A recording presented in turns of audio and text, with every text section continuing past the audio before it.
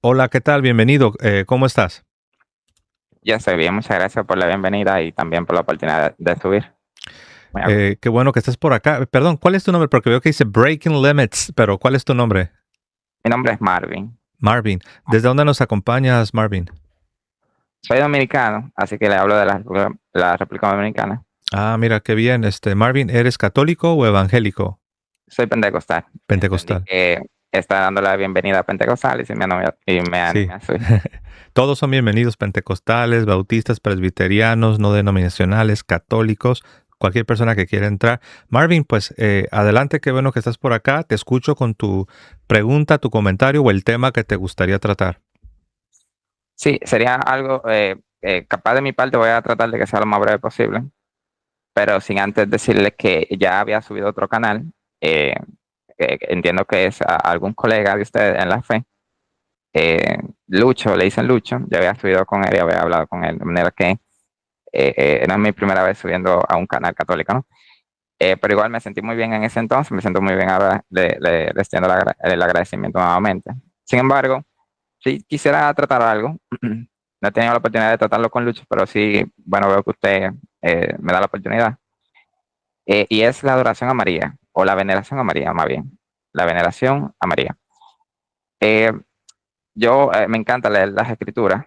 De hecho, soy la escritura.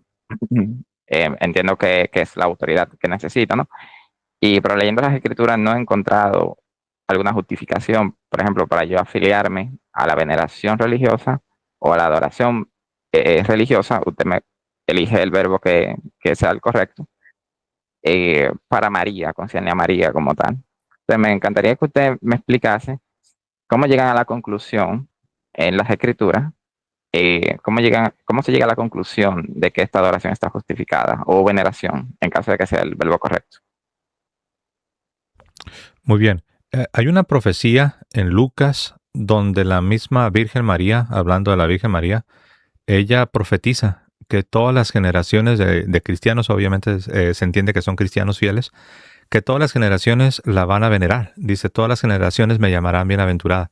Ese llamar bienaventurada no significa, como una vez me dijo un protestante, me dijo, no, es que yo sí le digo bienaventurada. Sí, pero en el lenguaje bíblico y en la tradición judía, llamar bienaventurado no es así como simplemente decirlo con la boca, bienaventurado. No, significa venerar. De hecho, los judíos hasta el día de hoy tienen diríamos, una avenida, un boulevard, un camino que se llama la Avenida de los Justos. Son personas que ellos veneran porque le han hecho bien a la nación. Entonces, no es lo mismo, pero estoy explicando este concepto de personas que han vivido de una manera justa, de una manera heroica, de una manera santa. Siempre se ha entendido que son venerables. De hecho, hasta el título venerable se usa en diferentes contextos. Dicen el venerable. Son personas que tienen un respeto y un honor muy especial. Y la Virgen habla de que todas las generaciones la iban a llamar bienaventurado. Le iban a llamar bienaventurada. Ahora, hay un pasaje que es una pena que los protestantes no lo tienen. Permíteme un segundito. Y estamos conscientes que el libro de Judith no aparece en las Biblias, no aparece en las Biblias protestantes.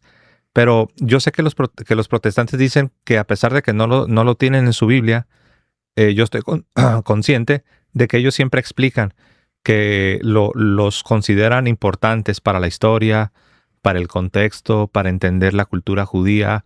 Es lo que yo he escuchado, ¿no? Entonces, aun si lo vemos desde ese contexto, desde el contexto histórico, para entender la mentalidad y la cultura judía, cuando uno va a Judith, uno va a encontrar el siguiente pasaje que es muy esclarecedor. Es muy esclarecedor. Vamos a ver, el capítulo 16 es donde quiero llegar. Bueno, primero un poco desde el 15. Aquí está, mire, incluso el título dice Exaltación de Judith. Y lo voy a leer. Entonces el sumo sacerdote Joaquín y el consejo de los ancianos de Israel que vivían en Jerusalén fueron a contemplar los bienes que el Señor había otorgado a Israel y a ver a Judith y felicitarla. Cuando llegaron a donde ella, la bendijeron todos al mismo tiempo diciéndole, estas son las palabras que le dice el sumo sacerdote y el consejo de ancianos. Eso es lo que le dicen a Judith. Y mira lo que le van a decir a Judith. Tú eres la exaltación de Jerusalén, la gran gloria de Israel, el gran honor de nuestra gente.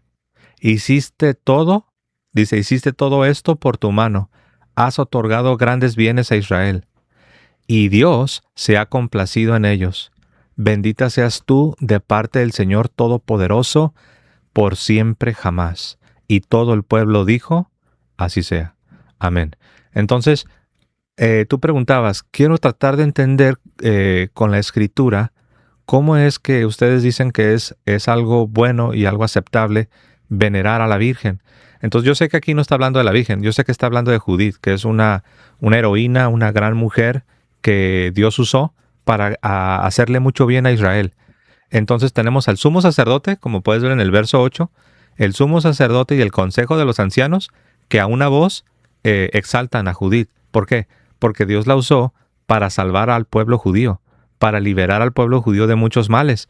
Y si uno ve el lenguaje, mira, si yo no te hubiera dicho que es Judith y nada más te hubiera leído esto sin decirte que esto es de Judith, seguramente tú pensarías que esto suena como algo católico, ¿no? Suena como como una veneración que le están haciendo ustedes los católicos a la Virgen. Pero no, esto es el sumo sacerdote y el consejo de ancianos que están exaltando, están venerando a Judith. Y las palabras que usan, pues son palabras realmente muy llamativas. Le dicen, tú eres la exaltación de Jerusalén, la gran gloria de Israel, el gran honor de nuestra gente. Hiciste todo esto por tu mano, has otorgado grandes bienes a Israel, y Dios se ha complacido en ellos. Bendita seas tú de parte del Señor Todopoderoso, por siempre jamás. Y todo el pueblo dijo, así sea, ¿no? Acá voy a regresar contigo, voy a quitar esto de acá de la pantalla. Un momento, ahí estamos. ¿Qué te pareció este pasaje?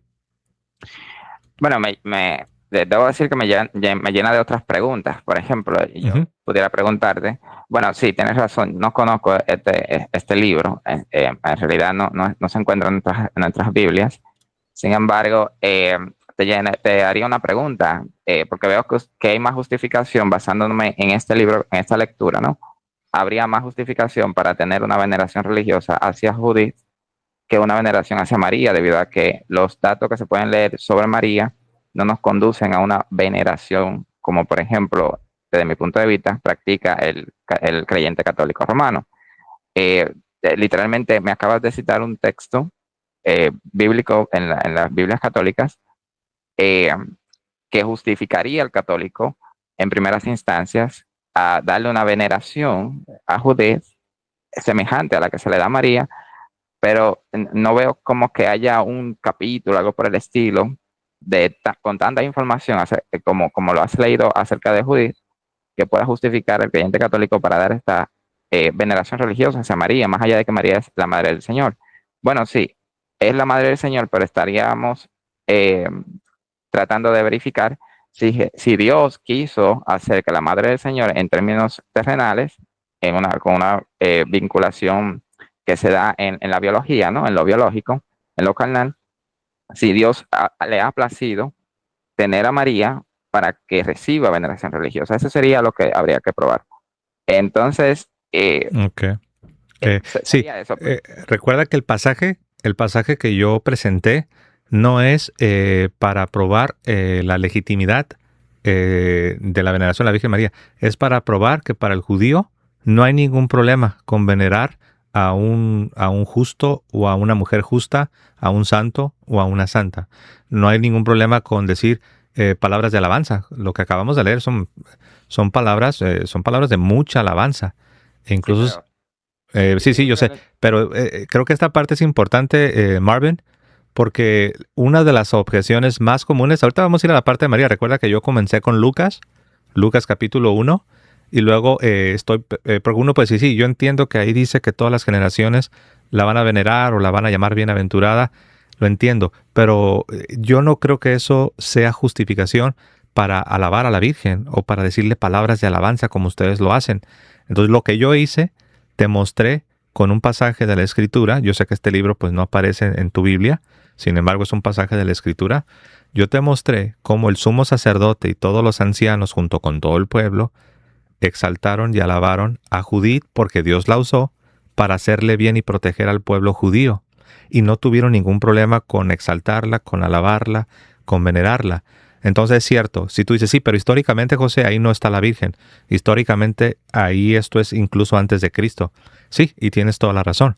Pero lo único que estamos probando es que no debería haber una objeción a cantar o a alabar o a exaltar o a venerar a un santo o a una santa, porque lo vemos claramente en el caso de Judith.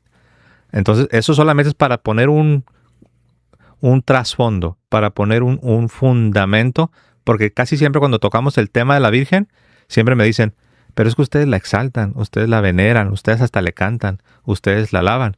Entonces yo respondo, claro, pero eso no hay ningún problema. El sumo sacerdote, los ancianos y todo el pueblo hicieron lo mismo con Judith, que obviamente Judith, Dios la usó, pero Judith no es la madre de Dios. Si eso se dice de Judith, que no es la madre de Dios, ¿por qué tendríamos que poner objeción con la madre de Dios? Ahora sí, te dejo que ibas a comentar algo, Marvin. En realidad voy a hacer un comentario y una pregunta Ujú. con respecto a Judith, pero el comentario es con respecto a lo último que acabas de decir. Me parece que la forma de razonar aquí, ¿no? Es un tanto peligrosa. Voy a traerme a utilizar la palabra peligrosa. ¿Por qué? Porque prácticamente el razonamiento que me planteas es, si aparece la veneración a Judith de todo el pueblo de Israel, eso se sigue con que también tenemos derecho y también está aprobado que se haga lo mismo con María. Prácticamente es esto. Pero que esto no es una evidencia bíblica, esto es una conclusión que digamos que es extra bíblica, es una conclusión que incluso puede ser cuestionada, precisamente porque puede ser incluso tratada como una opinión. Es como la falacia de non sequitur, ¿no? Porque, por ejemplo, nosotros estamos justificados a decir que Abraham es el rey del cielo. No estamos justificados, pero que si esa es la forma, por ejemplo, en que yo voy a concluir de que la veneración a María está bien, teniendo digamos, un ejemplo con Judith, y voy a aplicarle eso, yo estoy justificado, digamos, a aplicarle esa misma forma de argumentación, basándome en Judith, a todos los personajes de las escrituras. Entonces, eh, todo se va a quedar como una opinión, digamos, pero que no hay forma de yo probar ninguna de las comparaciones que yo haga más allá del texto de Judith. Ahora, Ajá. la pregunta Eh, sería, ok, ya te adelante. entrego la pregunta y me puedes contestar qué te parece mi comentario. Sí, creo que, Ustedes, sí, sí, o sea, yo estoy de acuerdo cuando dices que probar que los judíos no tenían problemas con alabar y venerar a un santo no significa automáticamente demostrar todo lo que los católicos hoy día creen sobre la Virgen. O sea, yo estoy de acuerdo. Pero yo nunca intenté hacer eso. Sería una falacia si José Plasencia intentara probar toda la Mariología únicamente probando que el sumo sacerdote y los ancianos y el pueblo completo no tenían problemas con alabar, con exaltar, con venerar a una mujer santa como lo fue Judith. Si yo tratara de hacer eso, sí, estoy cometiendo una falacia. Pero lo único que traté de probar, y creo que está probado, es que el pueblo judío, el sumo sacerdote, los ancianos y todo el pueblo, reconocieron que Dios usó a esta mujer para hacerle mucho bien al pueblo y ellos lo que hacen es alabarla, venerarla. Lo único que estoy hasta ahorita, solamente me estoy enfocando en tratar de ayudarte a entender que los judíos no tenían esos escrúpulos que hoy son populares entre el protestantismo, donde se sienten incómodos cuando escuchan veneración, alabanza a la Virgen, exaltación a la Virgen, o decir que la Virgen hizo un milagro. Todo eso los incomoda, como que hay estoy tratando de ser respetuoso y muy cuidadoso, como que hay sí, escrúpulos, como que una cierta escrupulosidad donde el un tabú. evangélico se siente incómodo. Y yo solamente estoy tratando de mostrar que no deberían sentirse así. Bueno, entiendo por qué se sienten así, porque esta espiritualidad o esta devoción es ajena, es algo foráneo, algo que no están acostumbrados. La pregunta del $1,000,000 que yo haría es la siguiente: ¿por qué no por qué no lo tienen? ¿Por qué no están acostumbrados? Porque cuando nosotros vemos el caso de Judith, vemos que los judíos no tenían problemas, no experimentaban esta escrupulosidad. Ahora, sobre lo de que tú decías que no porque Abraham era venerable o era el padre de la fe, no se sigue que lo mismo que se dice de Abraham se lo podemos aplicar a cualquier otra persona. Y tienes razón, pero yo no razono de esa manera. Yo no creo que, por ejemplo, yo no creo que la Virgen es la madre de la fe. Yo no creo que la Virgen es el gran profeta Moisés, claro que no. Pero lo que sí creo es que la Virgen, como Dios le concedió ser la madre de Dios y le concedió otros favores, otras gracias, otros privilegios, ella tiene un honor y tiene una alabanza que incluso supera a la de Moisés, supera a la de Abraham, supera a la de los santos del Antiguo Testamento. Por ejemplo, de nadie se dice, mira, ni de Abraham, ni de Moisés, ni de el rey David, de nadie se dice que todas las generaciones de fieles, todas las generaciones de cristianos, la iban a venerar. Pero eso sí se dice de la Virgen. Bueno, aquí te dejo que tú hagas tu pregunta. Sí, bueno, tengo una pregunta y un comentario. La pregunta anterior y el comentario de la nueva que acabas de decir. Bueno, paso con la pregunta primero. Bueno, voy a pasar con el comentario, puesto a que si te hago la pregunta te tendré que dejar de hablar y se me va a olvidar el comentario. Entonces, bueno, funciona de esta forma. Por ejemplo, lo último que tú acabas de tratar, entonces te acabo de entender, es simplemente probar que en el pueblo de Israel no han tenido problemas con venerar figuras, ¿sí? Ya sea por sus actos, etcétera, etcétera. Bueno, ok, yo puedo aceptar eso, pero habría que ver, porque en el texto que acabas de leer no veo una veneración religiosa, veo una veneración así como nosotros veneramos a nuestros padres o honramos a nuestros padres, por ejemplo, que son imagen de Dios, ¿no? No pretendo que no pretendo que sea muy débil el argumento, pero el ser humano en sí es imagen de Dios. Sin embargo, cuando vamos a las escrituras, vemos que hay una prohibición acerca de las imágenes, incluso no estamos hablando de las imágenes, estamos hablando de María, pero te quiero probar un punto aquí, que es que hay una prohibición y cuya prohibición es honrar. O sea, ni siquiera hay que llegar a la adoración. Entonces, honrar es sinónimo de veneración, ¿no? ¿Qué pasa? Que habría que ver si la veneración religiosa es lo mismo que la veneración secular, precisamente porque nosotros hemos sido enviados a honrar a nuestros padres, pero esa honra no es una honra religiosa, es una honra secular, una honra que se da en el respeto, en la sociedad, que se da a un amigo, que se da no simplemente, no porque ese amigo o madre o padre o autoridad sea considerado una divinidad, sino porque ese amigo o padre es merecedor, digamos, de nuestro respeto, de nuestro cariño, ¿no? En ese sentido, estamos enviados a honrar o a venerar a nuestros padres. Habría que ver si la veneración que se le entregó a Judith ahí es una veneración religiosa, cuya veneración religiosa implica un culto. Habría que ver si le dieron culto a Judith.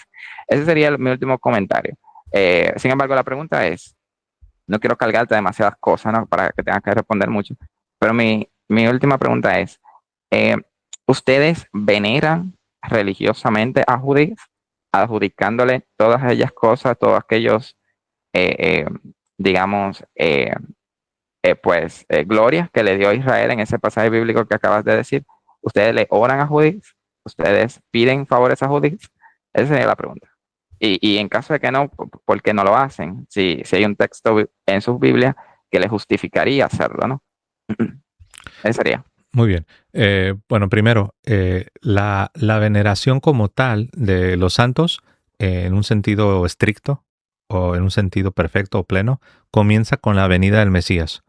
Porque la comunión de los santos es posible hasta que viene el Mesías, hasta que se entrega como el Cordero de Dios que quita el pecado del mundo, y después Él nos atrae a todos hacia Él nos une a judíos y a no judíos, nos une a su cuerpo, y en virtud de que estamos unidos a Él, es que se nos comunica la vida divina y es que somos santificados, somos transformados, somos eventualmente glorificados. Entonces, solo para entender los tiempos, entendiendo los tiempos. Eso por un lado. Por el otro lado, la respuesta es sí. Los católicos aún a pesar de que en el tiempo de la antigua alianza todavía no se consumaba todo, todavía no venía el Mesías y todavía no completaba su obra perfecta en la cruz. Aún a pesar de todo eso, sí reconocemos la santidad de los hombres y mujeres del Antiguo Testamento y tenemos veneración por ellos. Nosotros veneramos a Moisés, a Abraham, a Elías, el gran profeta del fuego, el profeta Elías, y en este caso Judith. La veneramos tanto que cuando tú ves los tratados que tienen que ver sobre las doctrinas de la Virgen, te vas a dar cuenta que Judith siempre está ahí. Judith es el tipo más perfecto, es el tipo por excelencia que apunta hacia la Virgen María, así como hay tipos de Cristo, como Isaac es un tipo de Cristo, como el rey David es un tipo de Cristo, en otro sentido Salomón es un tipo de Cristo, así Judith es un tipo de la Virgen. Y sí, sí la veneramos. La respuesta sería sí, veneramos a la Virgen. Ahora tratando de interactuar con tu comentario que hacías, donde decías, habría que ver si en verdad lo que estamos viendo en este pasaje de Judith es una veneración religiosa.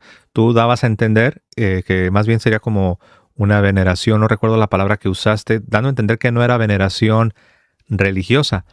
Y yo ahí sí estoy como que en desacuerdo. Mira, voy a compartirlo acá una vez más en la pantalla, eh, porque ese pasaje no deja lugar a dudas y sí nos dice que verdaderamente es una veneración religiosa.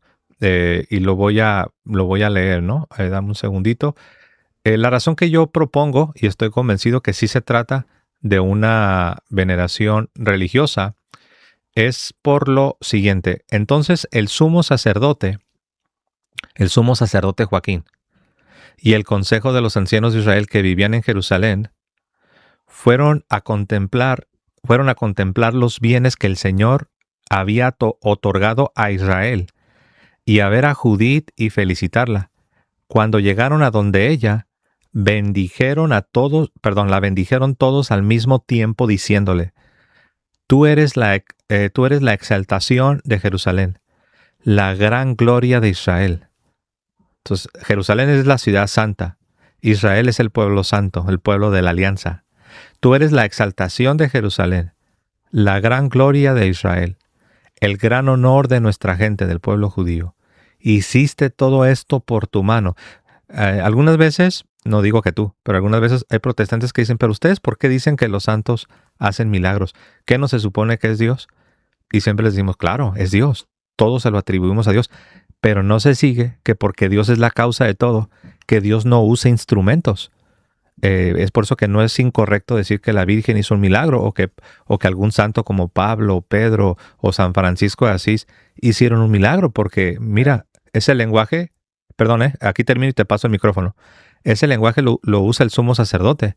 Dice, hiciste todo esto por tu mano, has otorgado grandes bienes a Israel y Dios se ha complacido en ellos. ¿Cómo que se ha complacido en ellos? Sí, Dios se agradó de la vida de esta mujer, de las acciones de esta mujer. Y dice, y Dios se ha complacido en ellos. Bendita seas tú de parte del Señor Todopoderoso para siempre, jamás. Esto último, en lenguaje rabínico, es una bendición sacerdotal. Bendita seas tú de parte del Señor Todopoderoso por siempre, jamás. Y si alguien tenía dudas que esto se trata de una bendición sacerdotal, pues vean cómo hay una respuesta. Y todo el pueblo dijo, así sea.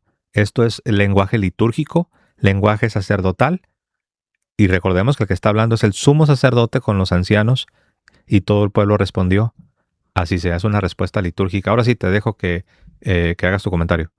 Sí, era ahí mismo, por ejemplo, en el verso 10 dice, hiciste todo esto por tu mano, ¿no?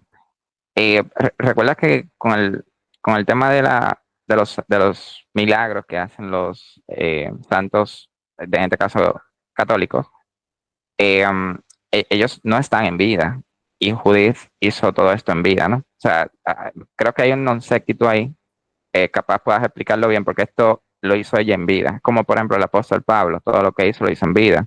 Yo de ahí, por el hecho de que él hizo obras en vida, no me siento justificado a afirmar que el apóstol Pablo actualmente está haciendo obras por nosotros, eh, porque el texto como que no aguantaría esa afirmación desde mi punto de vista, capaz Ajá. tú lo puedes explicar mejor. Sí, Excelente pregunta, de verdad, me encanta tu pregunta, es una pregunta buena. Y creo que puedo ofrecer un par de pensamientos para tratar de arrojar un poco de luz.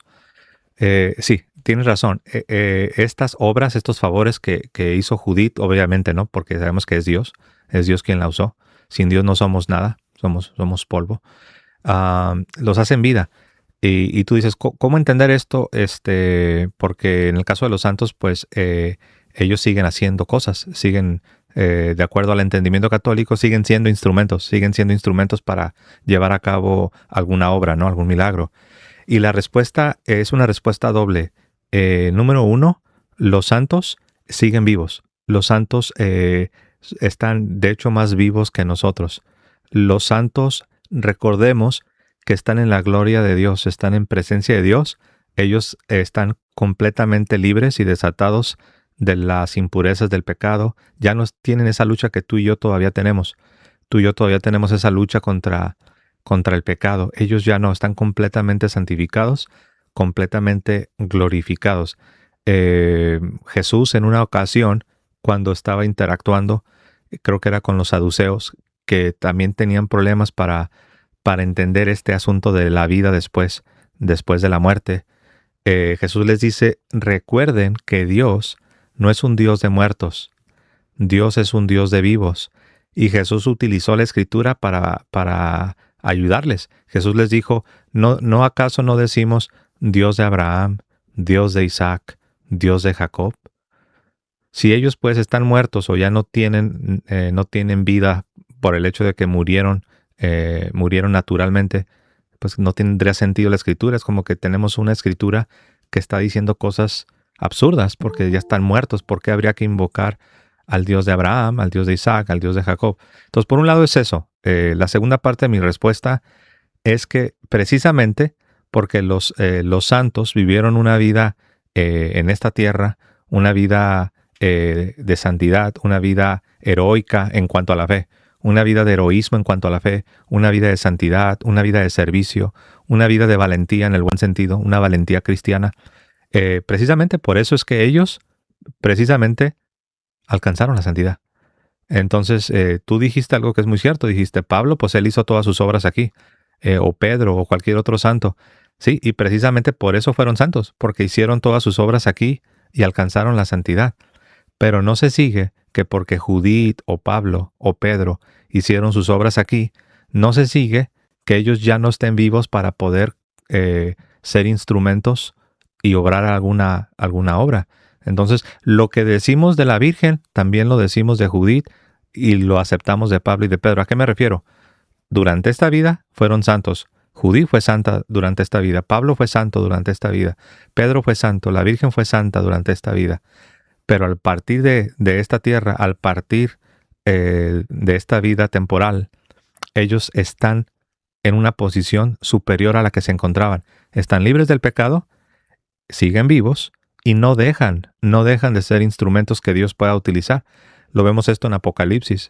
Apocalipsis capítulo 5, en el verso 8, ahí se nos presenta una visión celestial, donde está el trono de Dios, tienes a los santos del cielo, que están rindiendo un servicio sacerdotal, están trayendo las oraciones de los santos de la tierra delante de Dios. Entonces, ahí vemos claramente que todo está en perfecta armonía. ¿Cómo ves, Marvin? Sí, claro. Bueno, no, espero que no incomode, que tenga más preguntas, pues se me surgen otras preguntas de cuando te voy escuchando. Fíjate que presto mucha atención, me encanta eh, eh, que te dediques tanto a explicarme también de tu postura, tu pensamiento, ¿no? Por ejemplo, lo que tú has dicho es prácticamente que Dios, por ejemplo, como Dios no es un Dios de muertos, eso se sigue, lógicamente, según el texto, de que ellos están vivos. No pueden estar muertos precisamente porque Dios no es un Dios de muertos y Dios sigue siendo el Dios de ellos. Por tanto, ellos están vivos. Me parece lógico tu conclusión, o al menos esa primera parte, ¿no? La segunda parte de tu argumento es, o de tu aplicación más bien, es que por el hecho, seguimos entonces que por el hecho de que ellos están vivos, podemos concluir, porque ellos fueron utilizados en vida, es decir, cuando estaban aquí en la vida terrenal, cuando estaban en esta vida, fueron utilizados por Dios, podemos concluir o se sigue que ellos siguen siendo utilizados con Dios para que intervengan por medio de milagros o siendo ellos herramientas por las cuales Dios hace milagros a los creyentes que están en la vida terrenal. Ese último punto, ¿no? No siento como una justificación lógica para saltar de un punto al otro. Es decir, el hecho de que estén vivos, el hecho de que hayan hecho obras en la vida terrenal, ese hecho, ¿por qué sentirnos tan justificados a saltar de ahí a que Dios continúa haciendo estas obras por medio de ellos? Es decir, ellos siguen obrando en el mundo terrenal. Porque, por ejemplo, el último que me ha citado Apocalipsis, lo que vemos es ellos haciendo obras, pero en el mundo espiritual, es decir, ya en el reino de los cielos. No vemos que están haciendo obras aquí en la vida terrenal, al menos en Apocalipsis. Ese sería, ¿por qué concluimos de que por el hecho de que ellos están vivos siguen haciendo obras en esta vida terrenal? De hecho, y ya concluyo con esto, en las escrituras aparece Pablo deseando tener, si no mal recuerdo el texto, no viene a mi mente completo, pero él deseaba, o al menos dejaba dicho, que mientras estaba con nosotros, él se apuraba por predicar el evangelio, porque cuando partiera de nosotros, entonces ya no iba a poder hacer estas cosas.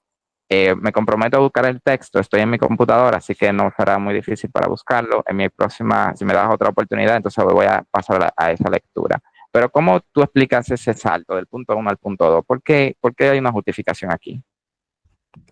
Muy bien. Sí, lo que sucede es que nosotros vemos en Apocalipsis, yo sé que lo vas a buscar apenas, pero al menos lo puedo explicar un poco más. O sea que en Apocalipsis capítulo 5, el verso 8, se nos presenta el trono de Dios que está rodeado de los santos. Se utiliza este lenguaje, el lenguaje teológico, simbólico, alegórico, de los 24 ancianos, de los 4 seres vivientes, que entendemos que este es el pueblo de Dios, ¿no? Entonces, tienes a Dios en su trono y tienes a sus siervos. Y dice que todos se postran delante de él. Y se nos dice que los ancianos, que son los sacerdotes, la palabra anciano es presbiteroi en el plural o presbúteros en singular, son sacerdotes. De hecho, en inglés, la palabra priest, en inglés la palabra priest viene de presbiter. Entonces se dice que estos presbiteroi, estos ancianos, se postran. Anciano en el lenguaje judío es un sacerdote. Para un judío, el que le hables de los ancianos que no son los sacerdotes es una cosa rarísima, ¿no? Para nuestros tiempos ya es diferente, ya muchos no entienden esto y dicen que ¿por qué ustedes dicen sacerdote, no? Es que bueno, es que eso viene desde los tiempos de los judíos. Entonces dice que se postran y tienen unas copas de oro llenas de incienso, que son las oraciones de los santos. Estos santos se refiere a la iglesia que estamos todavía acá. De hecho, la gran mayoría de veces que en el Nuevo Testamento se usa la frase los santos, es para referirse a los creyentes, a los cristianos de las comunidades cristianas. Entonces tienes a los ancianos delante de Dios rindiendo un servicio sacerdotal.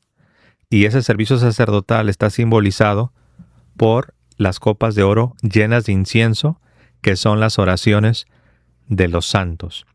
Ahora, si ellos, como siervos de Dios, continúan en el cielo, sirviendo a su amo, a su Señor, ¿por qué pensaríamos que pueden llevar a cabo una función sacerdotal aún en el cielo? Porque somos reyes y sacerdotes.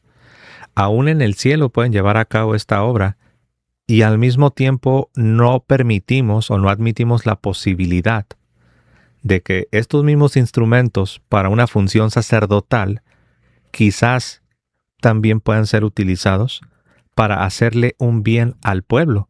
Ahora, el sacerdote no solamente tenía como función ofrecer oraciones a Dios de parte del pueblo, sino que también los sacerdotes eran usados también para hacerle bien al pueblo de parte de Dios. Cuando Jesucristo sanaba a una persona, Jesucristo lo primero que les decía es, ve y preséntate delante del sacerdote. Entonces, el sacerdote tenía una doble función. Los siervos de Dios tienen una doble función. Es hablar al pueblo de parte de Dios, hacer un bien al pueblo de parte de Dios, y también en el caso de los sacerdotes, es presentar las ofrendas y las oraciones a Dios de parte del pueblo. Entonces, negar la posibilidad de que los santos del cielo puedan también ser instrumentos para hacerle un bien al pueblo es como truncar la función de los siervos de Dios. No es armonioso, no es armonioso con el entendimiento veterotestamentario del Antiguo Testamento, que vemos una doble función. Vemos que ofrecen sacrificios y oraciones a Dios de parte del pueblo, pero vemos que también ellos ministran de parte de Dios para hacerle bien al pueblo. Entonces, yo creo que esto ayuda a entender por qué es que los católicos admiten las dos cosas. Admiten la posibilidad de que ellos intercedan por nosotros, pero también admiten la posibilidad de que Dios use a ellos para hacernos bien, para hacerle un bien al pueblo. ¿Cómo ves, Marvin? Sí, buenísimo. Por ejemplo, a ver, prácticamente la lectura que tú le das a Apocalipsis 5:8 me parece interesante, pero tengo un solo problema que creo que no sé si recuerdas mi primer punto. La explicación en realidad no me satisface en cuanto a mi primera objeción o a mi última objeción, pero también tengo otra objeción, ¿no? Tú sabes, discúlpame, ¿no? No quiero ser polémico, pero quisiera entender realmente, por eso presto tanta atención con tanta determinación, ¿no? Por ejemplo, prácticamente el razonamiento que me has planteado es algo semejante a si A es posible, entonces se sigue que B también lo sea. Basándote en, por ejemplo, si Dios los utilizó en vida, en la vida terrenal, entonces de ahí debemos seguir que Él lo va a seguir utilizando en la vida espiritual, es decir, en el reino de los cielos, pero para que afecte, digamos, sus obras en el reino, en la vida terrenal. Esto todavía me sigue dejando sin sentirme, digamos, justificado hacer dicha afirmación. Puesto para que nosotros podamos hacer afirmaciones, debemos presentar una prueba, algo que, digamos, no deje cabida a la duda. Precisamente, pues para que si todavía existe la duda, entonces todavía va a continuar la discusión y el debate y el diálogo acerca de estas cuestiones, ¿no? Entonces, yo pudiera incluso utilizar el mismo razonamiento de esta forma. Si ese razonamiento está bien, está justificado, que no tengamos una prueba contundente de que A se sigue con B, entonces yo pudiera utilizar lo siguiente. Dios hizo hablar un animal en las escrituras. De ahí yo puedo seguir que los animales hablan en la vida espiritual, es en el reino de los cielos. Eh, ¿Cuál es la evidencia aquí? Más allá del razonamiento que acabo de poner. Tranquilamente mi razonamiento puede ser trucho, pero ¿cómo yo mido si es un razonamiento trucho o un razonamiento que no es tan trucho, digamos? Disculpa, yo soy dominicano, la palabra trucho significa irresponsable, más bien, ¿no? ¿Cómo yo puedo entender si el razonamiento es irresponsable o no es irresponsable? Bueno, a través de las pruebas que presenta el argumento, que sostienen el argumento. Entonces, más allá del argumento, me encantaría que pruebes entonces de que A se puede seguir con B, ya sea con las escrituras o con algo distinto a las escrituras, pero que corresponda, digamos, al quehacer o a la relación que nosotros tenemos con el conocimiento cuando pensamos que el conocimiento es correcto, es decir, la lógica, la coherencia, este tipo de cosas, ¿no? ¿Cómo tú presentarías una prueba de que ellos están todavía haciendo estas obras desde el cielo, algo que no sea simplemente la afirmación, sino también la prueba? Y otro puntico es, por ejemplo, yo veo que el católico creyente, y lo digo porque yo he tenido varios diálogos en la red de TikTok, he tenido varios diálogos con católicos, pero no simplemente con católicos, sino con ateos, con muchas personas. Me encanta el diálogo. Eh, de manera que los diálogos con los católicos que he tenido, ellos en este tema de la intercesión de los santos y ese tipo de cosas, lo sostienen porque quieren, me corrige si no es la visión católica, pero me parece que pues eso es lo que me han dado a entender los diálogos con ellos. eh, Pretenden llenar una especie de vacío. ¿Cuál es esa especie de vacío? Bueno, necesitamos entender que ellos hacen este tipo de milagros porque así Dios derrama su misericordia, así Dios derrama y muestra su poder a través de este tipo de milagros. Y para eso utiliza a los santos. Algo así. El problema es que en la escritura el Señor Jesucristo, alabado sea, estableció pastores, estableció maestros, apóstoles, profetas, estableció evangelistas, que estos son los 5 ministerios, ¿no?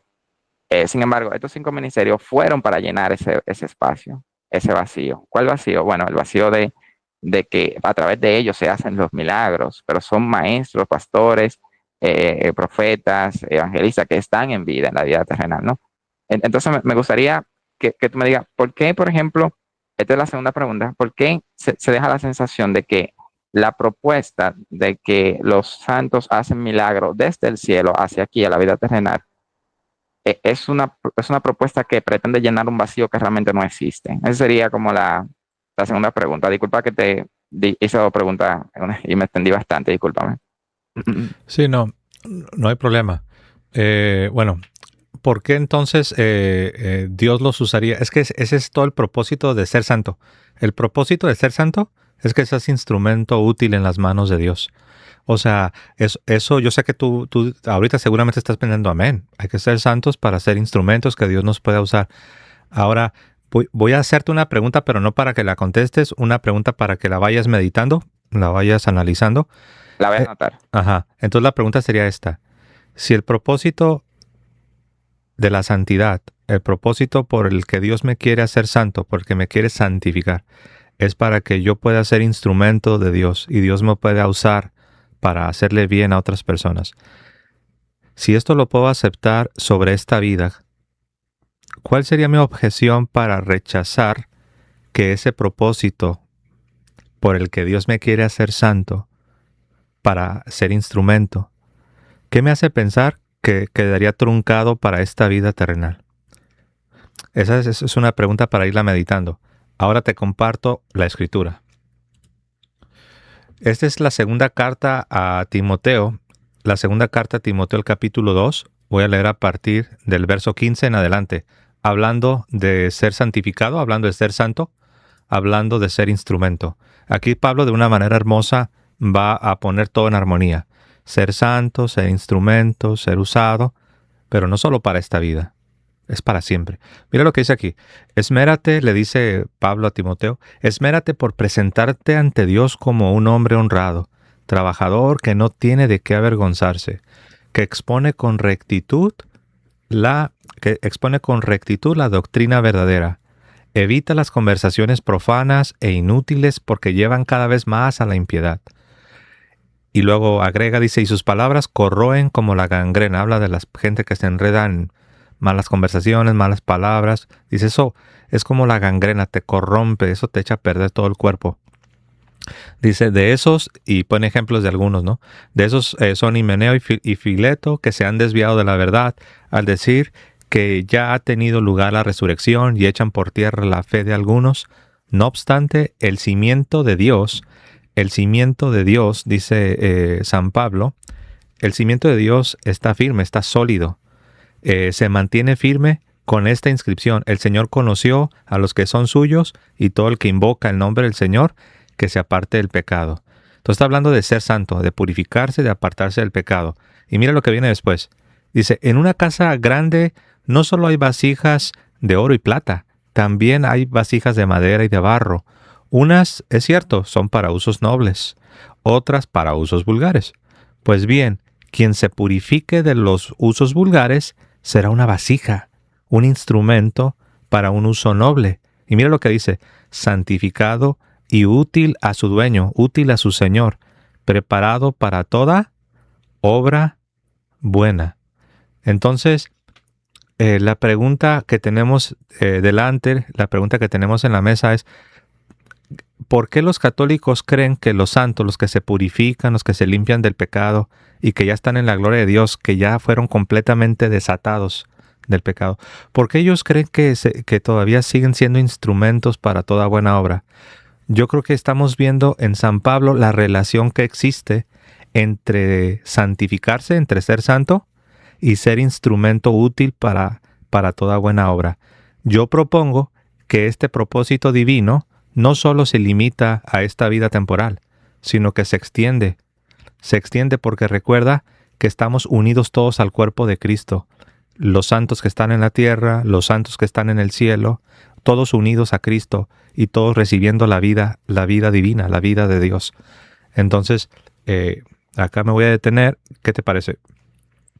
Bueno, recuerda que no quiero que abuses de tu tiempo en caso de que ya no pues, quieras dejar pasar a otro, me dejas saber, yo ya estoy muy complacido con tu amabilidad y también con la oportunidad de dejarme subir, ¿no? Pero mira, al menos, bueno, comienzo con la pregunta, ¿no? Me parece interesante. Prácticamente la pregunta no me está apelando a una prueba como tal, sino me apela al sentimiento. No sé, bueno, mira, yo pude parafrasear la pregunta, ¿no? Que es la siguiente.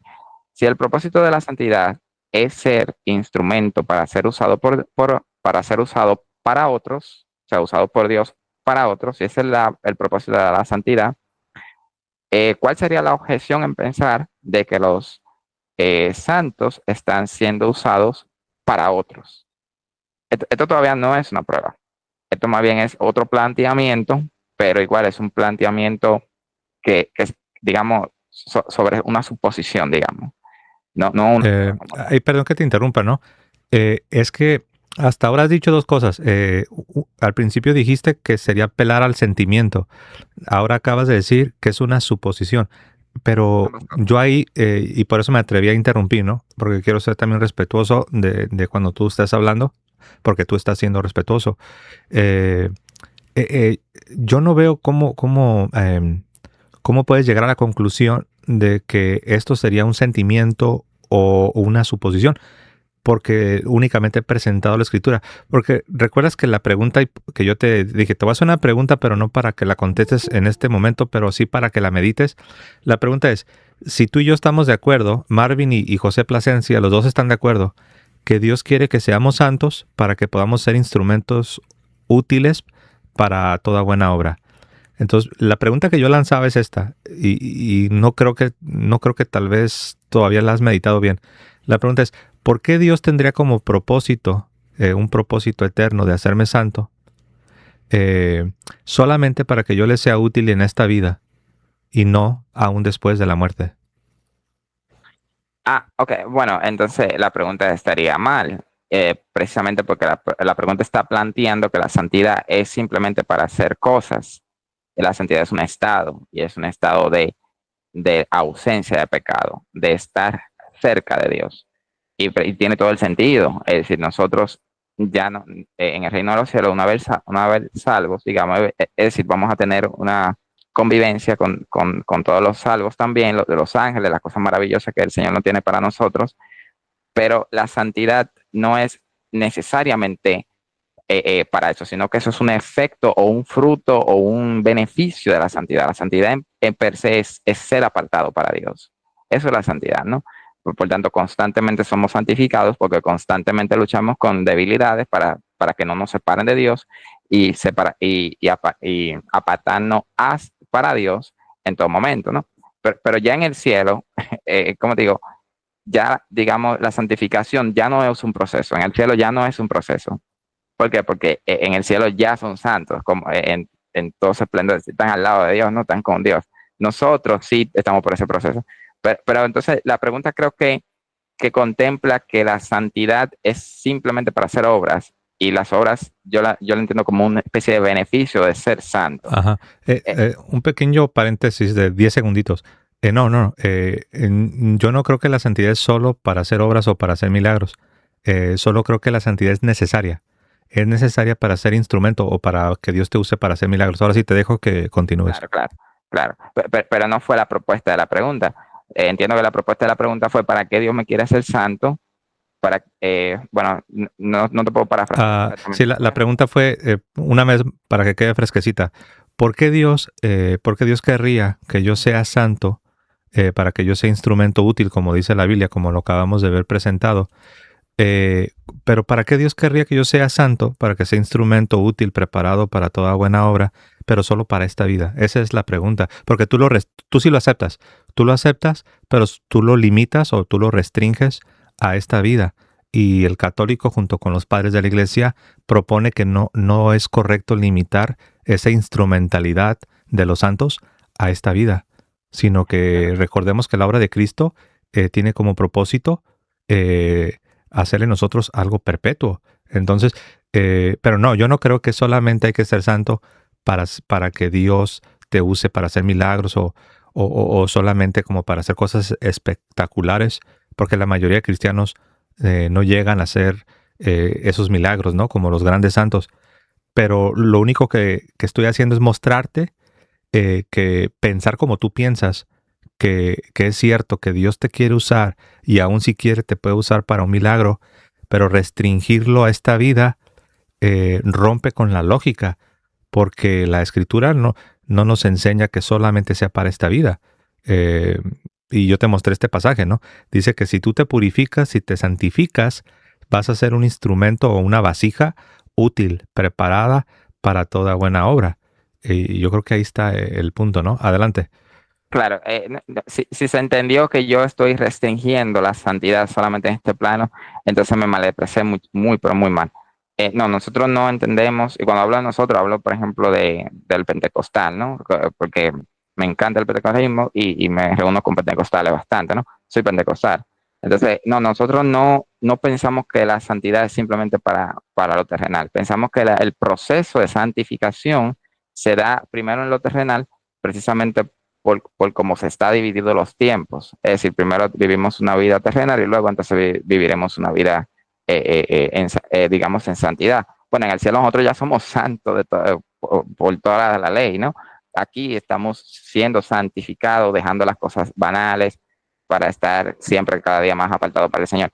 Pero ese era más mi pensamiento como tal. No es restringir la santidad, sino es delimitar la santidad en los dos tiempos, un tiempo terrenal, un tiempo ya espiritual. Sin embargo, en la lectura que tú me has dado, recuerdo que esta lectura que tú me has dado aquí en 2 Timoteo 2, concluiste en el versículo 20, versículo 21.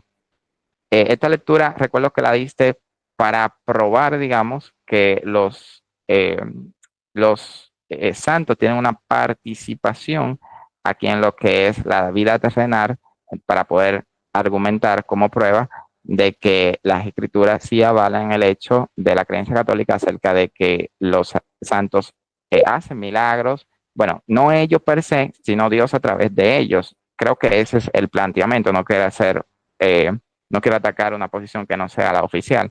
Sin embargo, el problema de utilizar este texto bíblico es, yo puedo entender que este texto bíblico puede probar, digamos, que los que están siendo santificados y que son llamados santos incluso en la escritura, recuerda que Pablo envió una carta saludando a los santos de dicho lugar, no viene a mi mente en estos momentos, pero lo trataba a ellos como santos, personas que estaban vivas, ¿no? Personas que estaban así como nosotros en la vida terrenal, ¿no?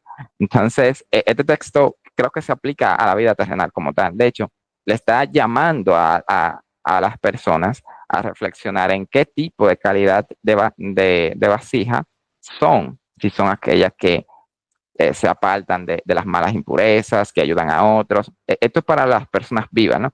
La prueba que sería necesaria para, al menos para sentirse uno justificado a decir que los santos interceden, hacen todas estas obras por nosotros aquí, sería eh, algo que su contexto del texto no sea aplicable o no sea exclusivo para lo terrenal, sino también para lo espiritual, diciendo, por ejemplo, no sé, un texto, algún santo, y Dios utilizó a tal santo para hacer un milagro. Eso sería, bueno, no voy a pedirte algo tan explícito, pero incluso implícitamente serviría.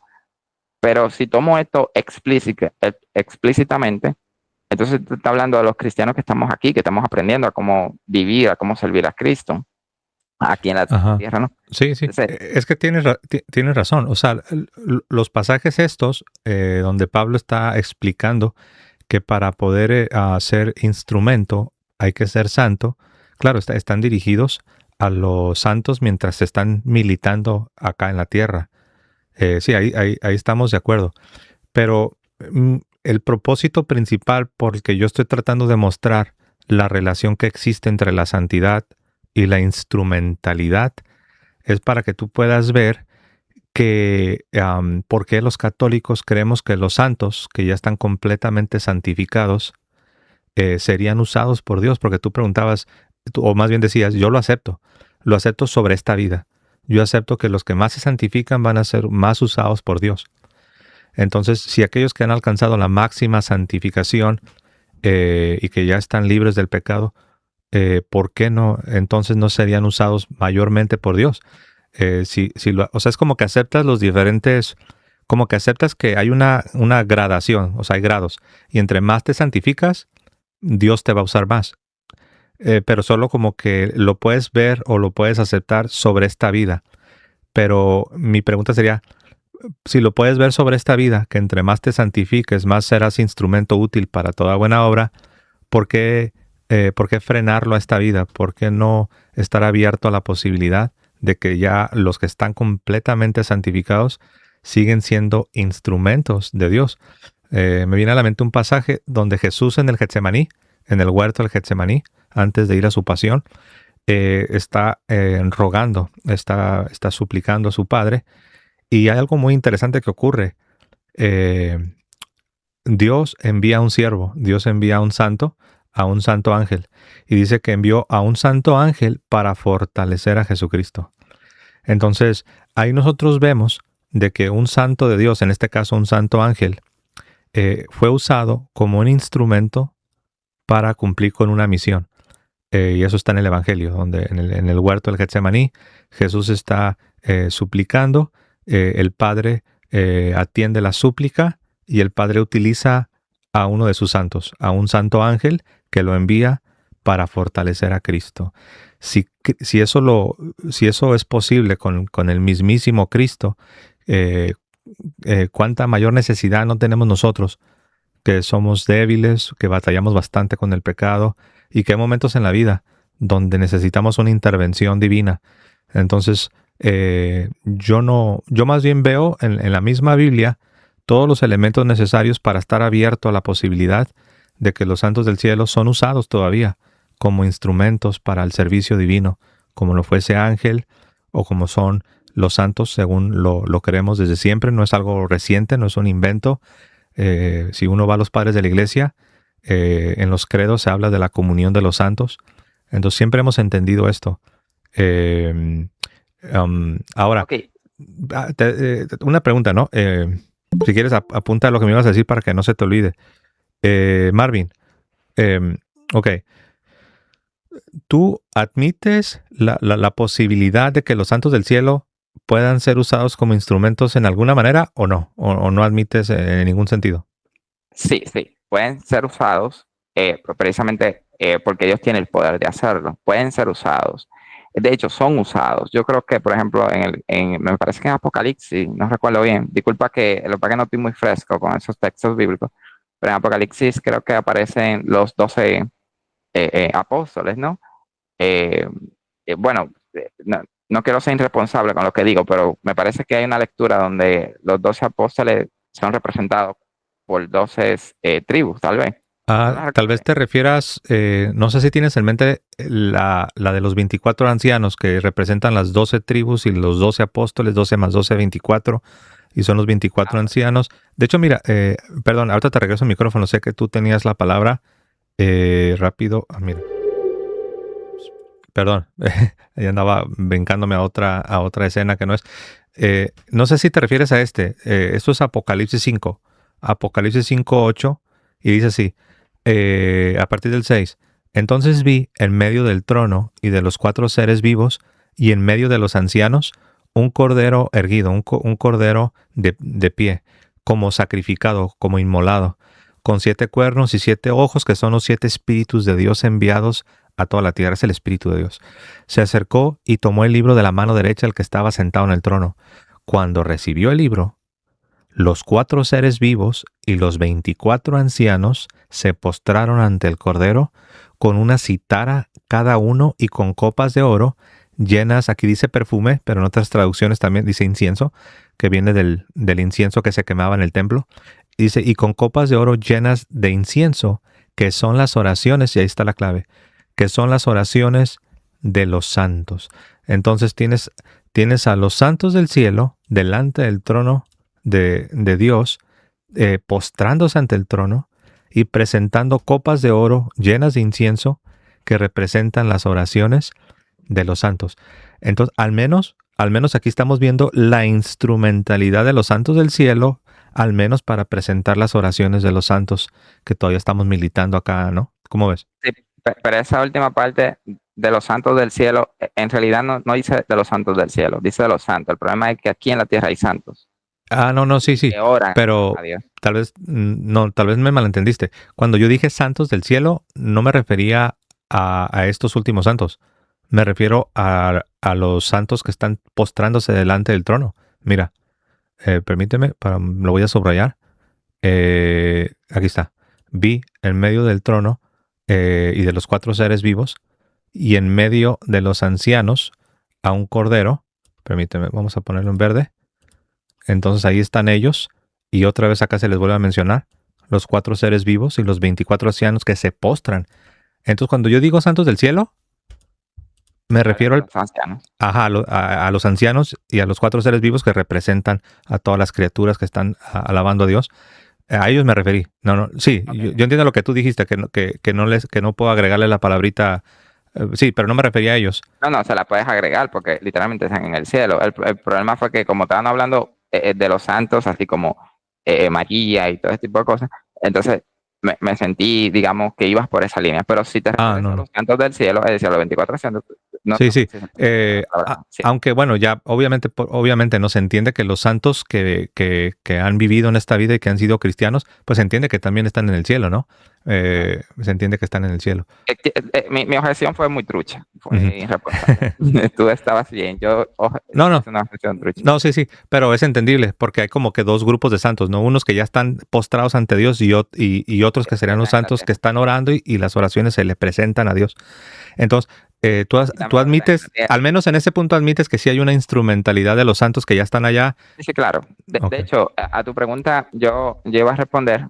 De hecho, lo primero que mencioné a tu pregunta fue la palabra sí. Sí, nosotros, yo no creo que nadie esté en contra de eso, de que los santos tienen una utilidad en el reino de los cielos. Por ejemplo, acaba de mencionar a los 24 santos, bueno, ancianos, que son santos, que mira cómo se postraban. Esas son obras y es una utilidad, ¿no? También los ángeles son santos y también hacen obras, eso es una utilidad. Así que no hay problema con eso, creo que sí. Sin embargo, el foco, digamos, de la conversación realmente no ha estado en que si Dios utiliza a los santos en el reino de los cielos, no, puesto a que siempre ha habido un acuerdo ahí.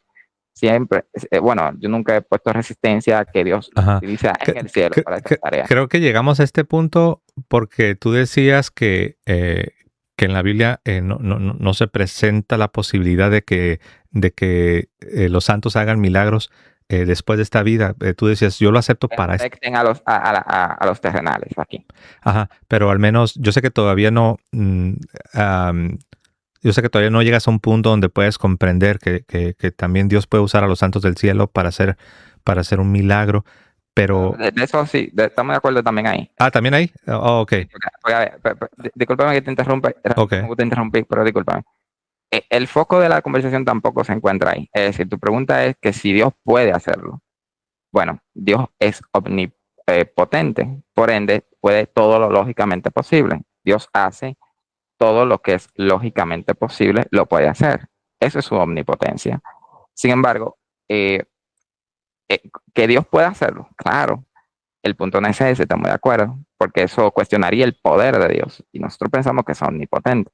Lo que nosotros estamos dialogando aquí, o el punto que veo que es donde está el punto fuerte, ¿no? El postre, sería en probar que si Dios lo está haciendo, ¿sí? Porque, por ejemplo, nosotros no podemos, sería irresponsable, incluso hasta suena irresponsable de la manera que lo voy a decir, nosotros no podemos hacer doctrinas, dogmas, no podemos empujar creencias obligatorias para creer basándonos en la posibilidad, porque de ser así, Dios puede hacer todo. Entonces, pudiéramos estar, si ese es el razonamiento, podemos estar justificados a hacer cualquier cosa un dogma, cualquier lo lógicamente posible, porque Dios puede hacer todo lo lógicamente posible. Entonces, no puedo utilizar la regla de que si es posible para Dios, entonces lo hace, lo hacemos dogma.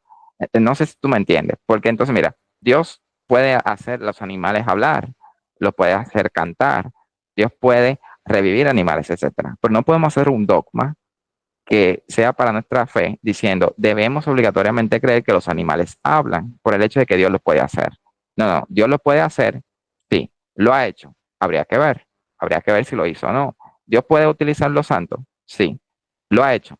Eso es lo que estamos tratando de ver. Habría que ver si lo ha hecho. ¿Cuáles son las evidencias que a nosotros nos van a justificar delante de Dios para decir, Señor, entendimos que usted dejó en la palabra tal cosa cuya cosa significa, usted nos reveló que usted utilizaba a los ángeles para hacernos milagros a nosotros y eso está en las escrituras, eso está en su palabra, usted fue que lo dijo.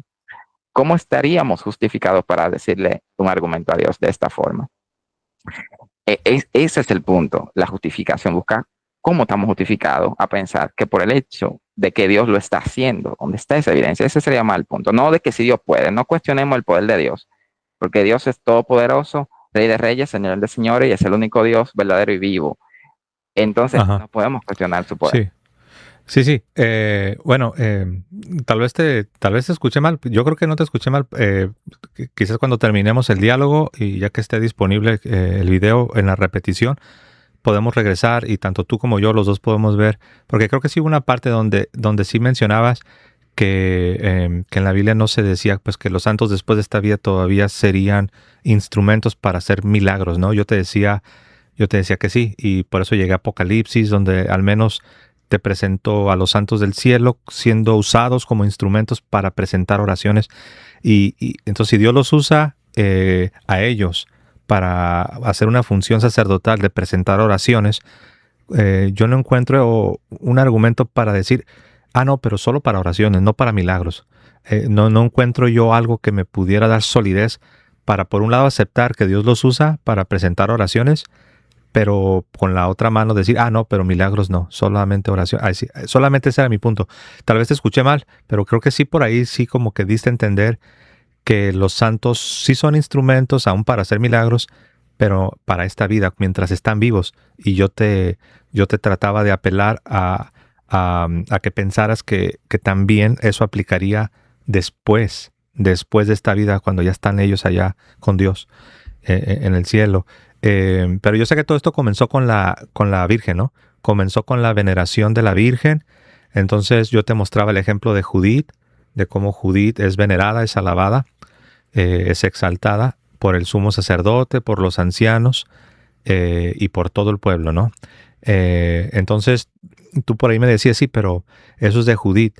Entonces yo te decía, sí, pero si eso se dice de Judith o eso es aceptable, admisible, es entendible, admisible, aceptable, tocante a Judith, ¿por qué presentar objeción tocante a una mujer que incluso tiene mayor honor? Mira, te voy a compartir acá rápido la pantalla. Cámara 2, ok. Mira, este es Lucas. Lucas en el verso 46. Dice así, ese es el canto de la Virgen. El canto de la Virgen, que por cierto, no leí esa parte, pero después de que el sumo sacerdote y los ancianos y el pueblo veneran a Judith porque Dios la usó para hacerle bien al pueblo, es bien interesante que si sigues leyendo, Judith comienza a alabar a Dios. Eso es bien bonito. La misma Judith comienza a adorar a Dios, que eso es otro nivel. El sumo sacerdote, los ancianos y el pueblo la veneraron, la alabaron, pero como criatura, no. Lejos esté de nosotros exaltar a la criatura como si fuera Dios.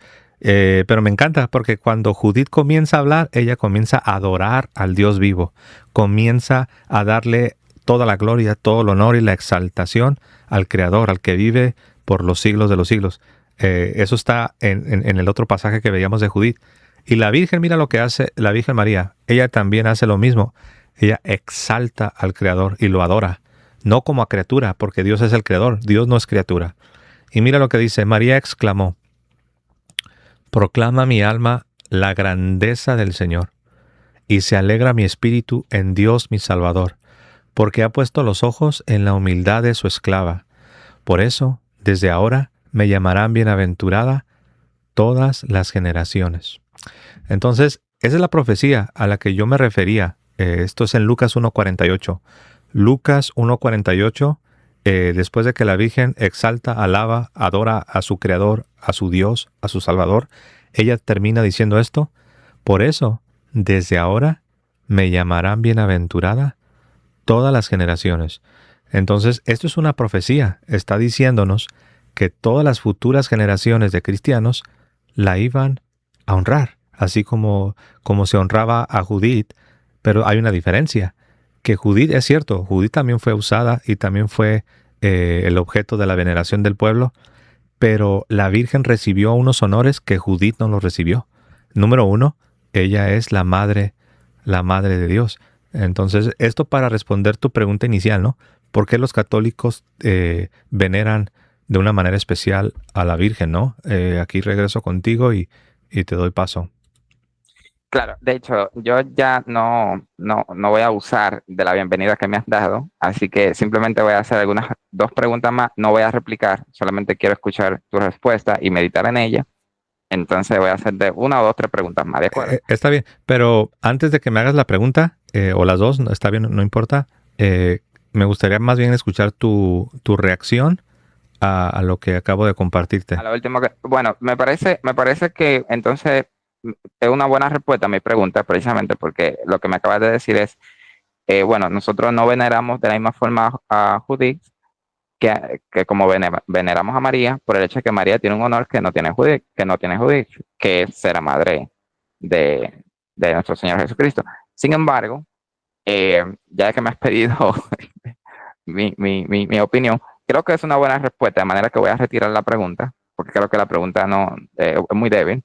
Sin embargo, el mismo Señor Jesucristo dijo que hay cosas que son más, que tienen más valor, o hay cosas que tienen, digamos, tienen más prioridad que el hecho de que María haya sido su madre.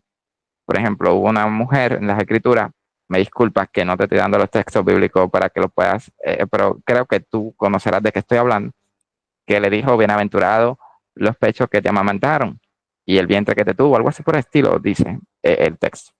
Y Jesús le respondió, más bien, creo que fue esa la palabra, la expresión, más bien o prontamente, algo así como, o primero sean bienaventurados los que hacen la voluntad de mi Padre. Algo así creo que el texto decía. No lo tengo, bueno, en verdad, no sé cuál es. Pero bueno, capaz te suene bíblico a ti, porque has leído mucho las escrituras. Pero bueno, ya yéndonos, no sé si quieras decir algo ahí para yo pasar a las preguntas. No voy a replicar mis preguntas. Quiero entender tus respuestas para yo meditar después sobre ellas. ¿Quieres replicar algo? Sí, que tienes toda la razón. Jesucristo, el Verbo de Dios encarnado, enseñó que el más bienaventurado es el que hace la voluntad de Dios. 1000% de acuerdo. Precisamente porque la Virgen hizo la voluntad de Dios, es que ella es bienaventurada. Y Pero la hizo, Judith y la también la hizo hizo. de una manera muy especial. Mira, te lo leo. Después de que se le anunció lo que era la voluntad de Dios, mira la respuesta de la Virgen. Dijo entonces María, esto es Lucas 1.38, Lucas 1.38. Dijo entonces María, he aquí la esclava del Señor, hágase en mí según tu palabra. Entonces se le anuncia a ella el propósito y la voluntad divina, y ella, sin titubear, sin parpadear, al instante replicó, al instante respondió, he aquí la esclava del Señor, he aquí la sierva del Señor, hágase en mí según tu palabra. Entonces, por cuanto ella hizo la voluntad de Dios y ella se rindió a la voluntad de Dios, por eso ella es venerada de la manera que es venerada, ¿no? Acá regreso con la otra imagen. Entonces sí, tienes razón. Cristo dijo, más bienaventurado es los que oyen la palabra de Dios y la hacen. Y eso sucede con la Virgen. Ella oyó la voluntad divina y rapidito contestó, hágase en mí según tu voluntad. Entonces, Saraí una, escuchó, una preguntita. Saraí escuchó y se rió. Zacarías, el padre de Juan el Bautista, no creyó, pero la Virgen rápido dijo, hágase en mí según la voluntad de Dios. Pero mira mi pregunta. Eh, por ejemplo, Judith, en el texto que me acaba de leer, hizo la voluntad de Dios y se plació en hacer la voluntad de Dios. También eso es una muestra también de humildad delante de Dios. Eso muestra tantas cualidades que has resaltado sobre María, puesto que Judith también hizo estas cosas, es decir, tiene esas cualidades. Sin embargo, la única distinción, al menos que yo reconocí que era justa, que tú me has dado, es que María es madre de Dios y Judith no. Y entonces tú dices, nosotros veneramos a María de una forma más especial que a Judith por el hecho de que ella es madre de Dios y Judith no. Pero dejando la maternidad a un lado, Judith hizo la voluntad de Dios, era humilde para el Señor, Dios se complació de ella en la misericordia del Señor, y lo mismo podemos decir de María. María también hizo la palabra del Señor, se cumplió el mandato del Señor, al igual que Judith. En ese ámbito, no estamos hablando todavía de la maternidad, pero aquí deberíamos tener al mismo nivel, porque son bienaventuradas por haber hecho la voluntad de Dios, como Cristo acaba de decirlo. Incluso, yo estoy segurísimo que usted lleva una vida complaciente para el Señor, por tanto se dedica a la prédica. Entonces también usted hace la palabra de Dios, o al menos usted lo interpreta así. Si así lo interpreta, entonces yo también puedo decir, usted también es tan bienaventurada como María por el hecho de hacer la palabra de Dios.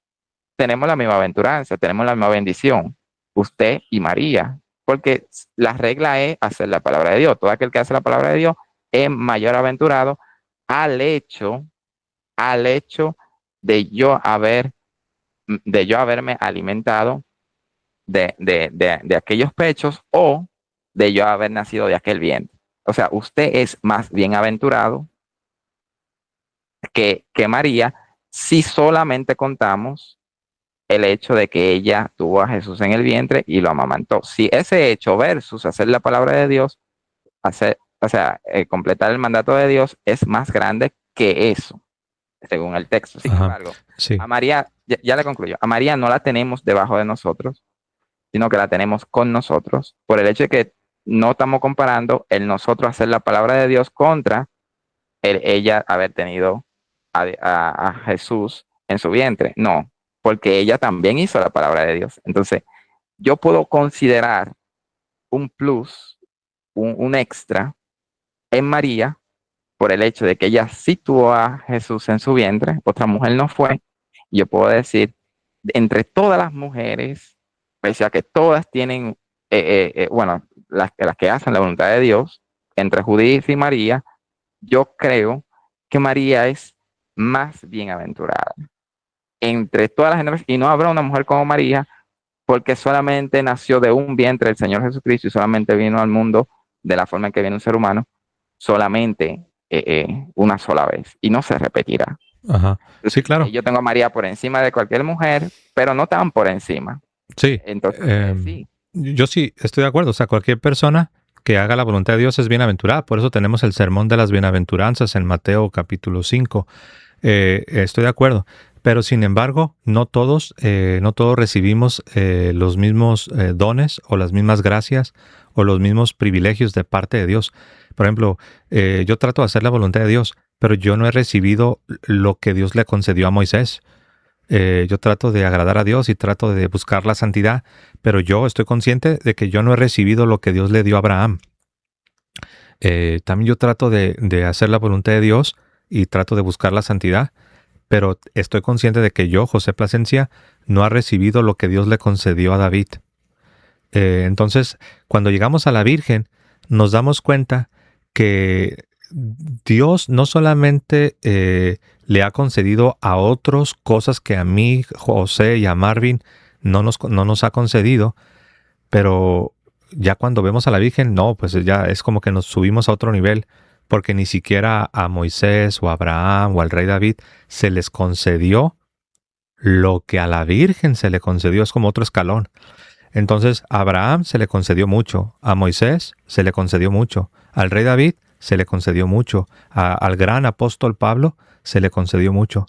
Pero cuando comparamos lo que a ellos se les concedió con los honores y los privilegios que se le concedieron a la Virgen, nos damos cuenta que ellos tampoco recibieron ese grandísimo privilegio que me gustó como lo explicaste.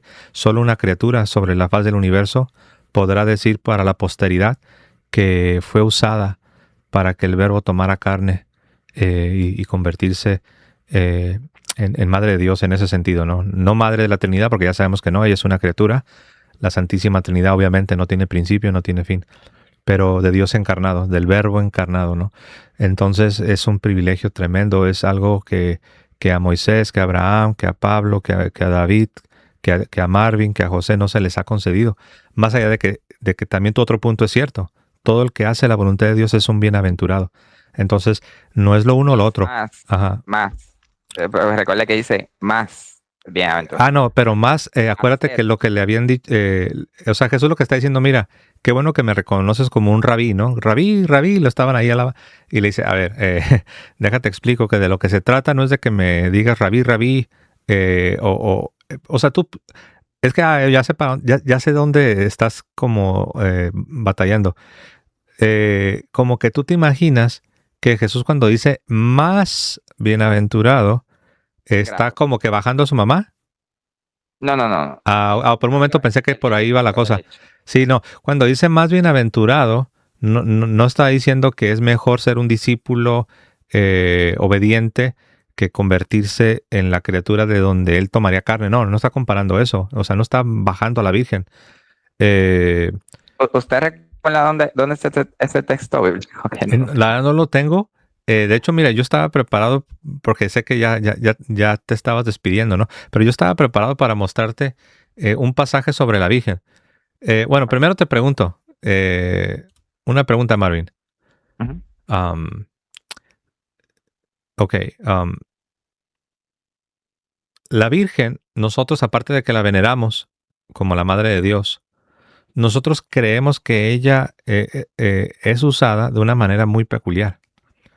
Y el pasaje que te quiero mostrar es para que veas cómo en la misma Biblia Dios usa a la Virgen para hacer una obra muy especial en el pueblo de Dios. Am, ¿Tú te acuerdas de qué criatura se dice que esta criatura sería llena del Espíritu Santo desde el vientre materno? ¿Te acuerdas de quién se dice eso? Es de María. O sea, el Ah, texto creo que es acerca de María. no, No, no. no entendí la pregunta entonces. Sí, es un profeta. Es un profeta del cual se dijo que sería lleno del Espíritu Santo desde el vientre. Ah, es un profeta, ok. Creo que fue Isaías. Te doy un pequeño tip. Es el profeta más grande de todos. Ay, ay, ay. O sea, yo sabía el nombre del profeta más grande, como que es muy común mencionarlo. Y te voy a dar Creo que otro fue. tip. Te voy a dar otro tip. El que lo declaró el profeta más grande es Jesús. Juan el Bautista. La Exacto, verdad es que se me exacto. olvidan los nombres y los textos bíblicos Mira, también. entonces mira, fíjate lo que tenemos, ¿eh? Tienes al profeta más grande de todos los tiempos declarado por la boca de Jesús, que Qué bonito de comerse. se le hizo una promesa tremenda, ¿no? Que sería lleno del Espíritu Santo, y tú eres pentecostal, ¿no? Yo sé que para ustedes siempre están buscando la llenura del Espíritu Santo. Espíritu. Amén. Ahora te imaginas, wow, o sea, este niño, este profeta del Altísimo será lleno del Espíritu Santo en el vientre materno. Amén. Y la pregunta es, Ok. wow, qué bonito, ¿no? Y yo sé que aquí se trata de Juan el Bautista, pero mira lo que Dios hace. Te presento acá la escritura. Mira lo que Dios hace. Esto es Lucas. Todo está en Lucas, ¿no? De hecho, es que en Lucas está tremendo. Lucas está tremendo. Pero mira lo que dice Lucas 1:39. Dice, por aquellos días María se levantó y se marchó deprisa a la montaña, a una ciudad de Judá. Y entró en la casa de Zacarías y saludó a Isabel, y cuando oyó Isabel el saludo de María, el saludo de la Virgen, cuando oyó Isabel el saludo de María, el niño, paréntesis Juan el Bautista, el niño saltó en su seno, e Isabel quedó llena del Espíritu Santo, y exclamando en voz alta dijo, bendita tú entre las mujeres, y bendito el fruto de tu vientre. ¿De dónde a mí? ¿Cómo es que a mí? ¿De dónde a mí tanto bien? En otra traducción, en la Reina Valera dice que se me conceda. Dice, ¿quién soy yo para que se me conceda? Dice la Reina Valera. ¿De dónde a mí tanto bien? ¿Quién soy yo para que se me conceda que venga la madre de mi Señor, la madre de Kyrios? Kyrios en este caso es un título divino. ¿De dónde a mí tanto bien? ¿Quién soy yo para que se me conceda que venga la madre de mi Kyrios, de mi Señor, a visitarme? Pues en cuanto llegó tu saludo, en cuanto llegó tu palabra a mis oídos, el niño, paréntesis Juan el Bautista, el niño saltó de gozo en mi seno. Entonces, ¿qué está sucediendo? Lo que está sucediendo es lo que en unos versículos atrás Dios había dicho que iba a suceder. Dios había dicho que este niño, que sería profeta delante del Altísimo, sería lleno en el vientre, lleno del Espíritu Santo, en el vientre materno. Estoy acá tratando de regresar cuando se le revela al sacerdote Zacarías acerca de esto que iba a suceder. Mira, ahí está, en el verso 15, dice, porque será grande ante el Señor, no beberá vino ni licor, estará lleno del Espíritu Santo ya desde el vientre de su madre. Y como decimos, 3 doritos después, llega la Virgen, saluda a su prima Isabel, y la misma Isabel declara por inspiración del Espíritu Santo que fue justamente cuando se escuchó el saludo de María, el saludo de la Virgen, fue en ese momento cuando dice que el niño salta de alegría, saltó en su seno, y la misma Isabel quedó llena del Espíritu Santo. Pero ¿cuándo ocurre esto? Esto va a ocurrir, como nos dice Isabel, cuando oyó Isabel el saludo de María, justo en el instante ipso facto, en el momento, el niño salta. Es bien curioso, porque esa palabra donde dice que el niño salta, ¿sabes dónde más aparece? De David. Cuando David saltaba y remolinaba delante del arca. Es la misma palabra. Entonces el niño prácticamente lo que te está diciendo, si quieres con un lenguaje adornado, un lenguaje hasta poético, el niño está danzando. Pero, ¿qué fue lo que Dios usó? ¿Qué fue lo que Dios usó? Dios usó precisamente a la Virgen. Ella es criatura, ella no es diosa, claro que no, es una criatura. Pero Dios quiso. Dios quiso usar a la madre del Salvador. Dios quiso usar a a la madre de Jesús. La quiso usar para cumplir esto tan especial. Ahora alguno dirá, wow, pero ¿por qué es tan especial, José? ¿Por qué como que lo quieres exaltar mucho este evento? Y Es muy aquí especial, de hecho. es muy especial, pero ¿recuerdas cómo comenzamos esta partecita? Diciendo que quién era el profeta más grande de todos los tiempos. Es Juan. Entonces, ¿qué tenemos? Tienes al profeta más grande de todos los tiempos, que recibe una gracia bien especial de ser lleno del Espíritu en el vientre materno, y Dios quiso utilizar la mediación, la instrumentalidad de la Madre de Dios, de la Virgen, de la Madre de nuestro Señor Jesucristo, para que con su palabra, al oírla, se cumpla aquello que se había dicho, que este niño será lleno del Espíritu Santo. Entonces, ¿a dónde quiero llegar?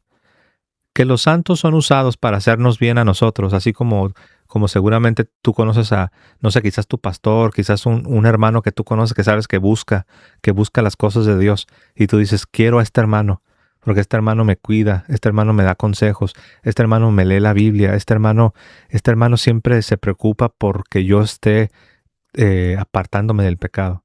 Entonces, si Dios usa a estos hombres, y vemos que Dios quiso usar a la Virgen para que con esta visita que le hizo su prima, al saludar, Dios usó su saludo para cumplir lo que había prometido, que este niño sería lleno del Espíritu Santo en el vientre materno, y resulta que este niño no es cualquier niño, es profeta delante del Altísimo, es aquel del que Jesús dijo que es el más grande de todos los hombres, el más grande de los que han nacido de matriz. Entonces, eso es tremendo. ¿Cómo ves?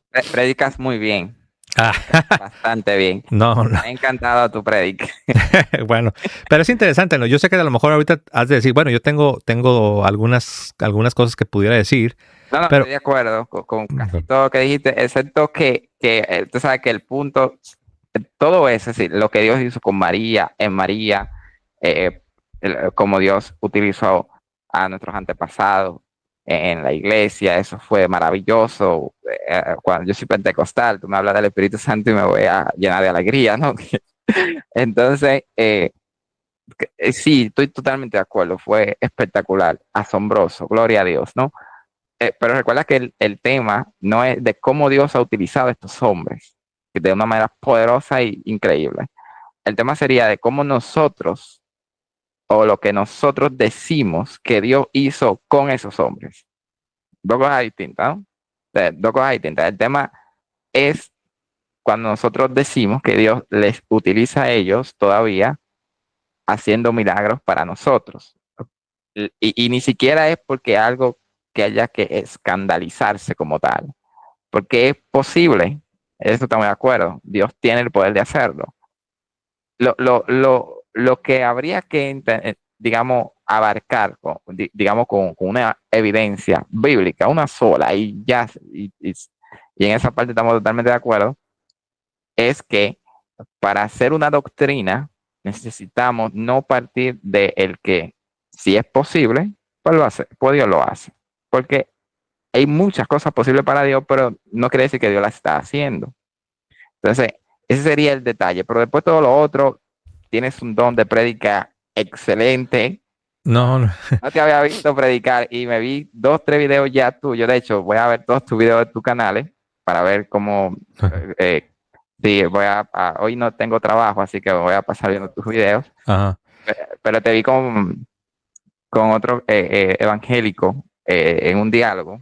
No, es Y que los bueno, católicos, sí, lo que pasa es que tal vez como tú, pues te mueves en otro contexto, ¿no? Te mueves en un contexto pentecostal, pero no, si algún día te llegaras a mover en un contexto de católicos, hay predicadores, hay maestros, hay biblistas, hay exégetas, hay de todo, ¿no? Hay buenísimo. teólogos. Y No, yo no, soy un simple laico, ¿no? Pero sí, sí me apasiona sobre todo, porque es que yo hubo un tiempo donde yo todo esto no lo creía. Entonces lo fui descubriendo, me tomó años y por eso la verdad sí me emociono, que los católicos no estamos en contra de la emoción, no estamos en contra de la emoción. El problema no es la emoción, el problema es el emocionalismo, ¿no? Cuando dejamos que las emociones nos controlen, ¿no? aquí en el pentecostalismo tenemos mucha gente emocionalista. Eso, tenemos un dolor de cabeza con esa gente. Entonces, pues sí, sí me emociono, ¿no? Pero tu pregunta es válida, ¿no? O sea, tu pregunta es, bueno, porque como yo te escucho, a como yo entiendo, básicamente estás diciendo, bueno, es que yo ok, acepto que sí, que Dios puede incluso usar a santos incluso después de esta vida. Pero tu pregunta es, pero ¿cómo sabemos? ¿Cómo sabemos? ¿Cómo yo, que soy un simple cristiano, cómo yo puedo saber que determinado milagro es verdad o no? Ahí entra el papel de la iglesia. ¿Tú te acuerdas cuando Jesús prometió, hablando del Espíritu Santo, cuando Jesús prometió que enviaría otro consolador, al Paracleto o al Paráclito? Dijo, les enviaré a otro consolador y dijo, y les conviene que yo me vaya, porque si no me fuese, no podría enviar el Padre al consolador, pero si yo me voy, entonces les enviaré al consolador. Cosa interesante, ¿no? Que Jesús incluso dice que lo que haría el Espíritu sería algo, incluso dice, más, o sea, como que, o sea, él no dice, pues miren, ya que yo resucite, me voy al cielo, ahí acaba todo, ¿no? No, al contrario, dice, enviará al consolador y Dios hará cosas por medio de este consolador, por medio del Espíritu Santo. Entonces, la pregunta que tú haces es legítima, pero ¿cómo podemos saber si es verdad? O sea, ¿cómo puedo tener certeza si estos supuestos milagros son milagros? Yo creo que entra el papel de la iglesia, No los milagros, sino el papel que están ejerciendo los santos, como que todavía tienen participación con nosotros. bueno, No, al menos ayudan, podemos, nos escuchan también. ajá, al menos creo que, al menos lo pudimos ver con respecto a las oraciones, que vemos que los santos que están allá en el trono sí presentan las oraciones. Entonces, al menos creo que llegamos a ese acuerdo, en que al menos vemos que Apocalipsis 5:8 presenta a los que ya están delante del trono trayendo Orando a oraciones. Dios, Ok, claro. pero aún así, ¿no? La pregunta es sí, pero yo cómo puedo tener certeza de qué es lo correcto, ¿no? O si lo debo creer. Yo creo que este pasaje nos ayuda, mira. Esto es la primera carta a Timoteo. La primera carta a Timoteo 3:14. Dice, te escribo esto con la esperanza de ir pronto a estar contigo. En la Reina Valera dice, con la esperanza de ir pronto a verte. Pero si tardo, para que así sepas cómo hay que comportarse en la casa de Dios, que es la iglesia del Dios vivo, la iglesia del Dios viviente. Y mira lo que dice. Dice que la iglesia del Dios viviente es columna y fundamento de la verdad. Yo cuando fui protestante, por 20 años, yo siempre escuchaba que todos los predicadores decían que el fundamento de la verdad era la Biblia. Ahora, yo creo que la Biblia es palabra de Dios inspirada por Dios. Es inerrante, no tiene error, es de origen divino, más allá de que fue escrita por hombres, pero es de Dios. Pero en ninguna parte vamos a encontrar que los apóstoles digan que la columna y el fundamento de la verdad es la Biblia, aunque repito, la Biblia es palabra de Dios y es parte de la verdad. Pero es interesante que aquí Pablo dice que lo que es columna y es fundamento de la verdad, por alguna razón misteriosa, se lo asigna a la iglesia. Dice la casa de Dios, que es la iglesia del Dios vivo, columna Ujú. y fundamento de la verdad.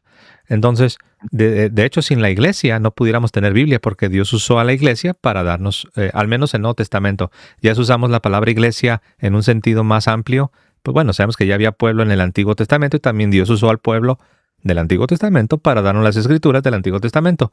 Pero hablando ya en un sentido neotestamentario de cumplimiento y pleno, pues Dios usó a la iglesia para terminar de escribir la Biblia y darnos la Biblia. Entonces, sin la iglesia no tuviéramos el Nuevo Testamento. Sin la iglesia no hubiéramos tenido toda la predicación oral que por décadas así es como todos los cristianos tenían que aceptar la tradición oral porque no había Nuevo Testamento. Tenían que aceptar el mensaje oral. Entonces, ¿a dónde quiero llegar? Aquí vemos el papel de la iglesia. La iglesia es la que nos va a confirmar algo o nos va a advertir en contra de algo. Porque en Efesios capítulo 4, verso del 11 al 14, dice que no solamente la iglesia en general, porque tú y yo somos creyentes, tú y yo podemos decir, pues somos parte de lo que es la iglesia, pero en Efesios 4:11 en adelante, se nos dice que Jesucristo mismo constituyó en la iglesia a unos apóstoles, profetas, evangelistas, pastores y maestros, a fin de santificarnos hasta que todos lleguemos a la estatura del varón perfecto, a la unidad de la fe, y luego dice, y para que ya no seamos arrastrados por todo viento de doctrina que con estratagemas de hombres emplean con astucia las artimañas del error. Entonces, tenemos a los maestros de la iglesia que Dios usa con la asistencia del Consolador del Espíritu Santo que los va a guiar a toda la verdad, para decirnos a nosotros qué es lo que se supone que deberíamos creer como verdadero. Entonces, por eso a la iglesia se le llama columna y fundamento de la verdad. Entonces, ¿cómo sabemos que estos milagros son llevados a cabo o que sí es cierto que los santos eh, pueden escuchar nuestras oraciones y las presentan delante de Dios y que Dios les pudiera usar a ellos como instrumentos para hacer algo en favor del pueblo? La iglesia es la que nos ha confirmado esto. La iglesia nos lo ha confirmado. Fue la iglesia la que escribió el famoso credo. En el credo nosotros vemos que se habla de la comunión de los santos. Y la comunión de los santos, si tú investigas y dices, ¿qué significa eso de la comunión de los santos? Quiero saber cómo entendían los cristianos primitivos esa idea de la comunión de los santos. Lo puedes investigar y te vas a dar cuenta que la comunión de los santos incluye el hecho de que todos estamos unidos, tanto los que estamos vivos como los que ya partieron de esta vida, estamos unidos a Cristo. Y como estamos todos unidos a Cristo, por eso todavía podemos interceder los unos por los otros, y los que están en el cielo pueden presentar nuestras oraciones delante del trono, y Dios, si Dios quiere, los puede usar a ellos para concedernos un favor especial, un milagro. Y uno dice, sí, pero ¿cómo sé que esto es verdad? Bueno, aquí entra el papel de lo que dice ahí la Biblia, que la iglesia es la columna y el fundamento de la verdad. La iglesia nos va enseñando estas cosas. Eh, bueno, yo sé que me estoy brincando casi de tema. Es un tema, yo sé que No, y ya rompimos récord. Creo que contigo es con el que más he durado. No lo digo en un sentido negativo, pero yo sé que tal vez también a ti ya te están, no sé si te estarán esperando de tu lado o algo. sí, sí, ya Pero tengo que ir mira, hace rato, sí. vamos a dejar la puerta abierta porque, bueno, había dos personas, ya no las veo, ya se cansaron las pobres, pero Ahí. dejamos la puerta, no te preocupes, dejamos la puerta abierta. Yo sé que todavía tú quisieras decir mil cosas, yo todavía puedo decir mil cosas, pero ¿qué te parece si lo dejamos acá y hacemos una continuación cuando tú puedas y que estés en casa y si yo estoy en vivo, te puedes conectar. Mira, aquí hay un chat, no sé si tú lo puedes ver, te voy a pasar mi WhatsApp por si quieres escribirme y decirme que cuándo voy a estar en vivo y eso. Ah, te voy a pasar mi WhatsApp. Ahí ya te lo voy a mandar. Ahí está, no sé si lo puedes ver de tu lado, ¿no? Sí, yo lo puedo ver.